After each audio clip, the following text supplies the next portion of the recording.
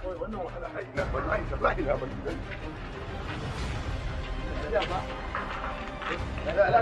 Ya kai, ku ga mai gidana ba? Yanzu na ayyana. Kama mun shi dan Allah.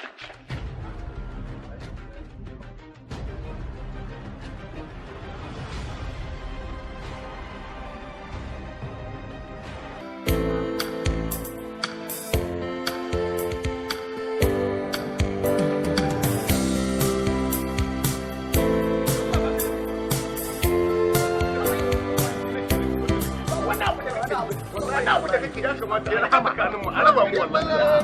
Wallahi ina kishin abin da nake ji ba. Wallahi abin nan ba zan iya ba.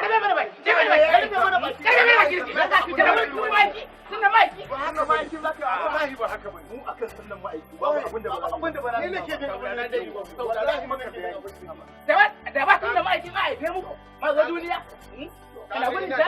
To ashi daga da wannan ciwon kana karaji.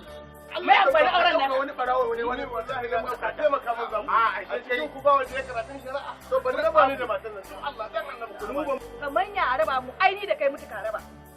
ai kwantar da hankali ki zo Allah ba dai mu ne kai ba na kama shi ba. Ai an gama.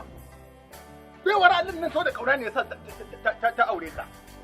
Kuma kai ma san ta da yasa ka aure ta. Amma saboda kai mutumin banza ne a mutumin wofi.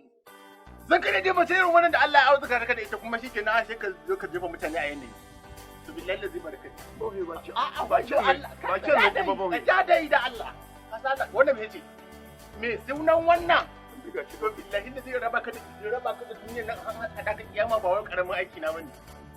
Akan rayan sunnar ma'aiki mu ba wani wasa. Ka tsaya ka kula da baiwar Allah nan. Allah in ta kubce maka zaka ji maka na kai na kuɗin.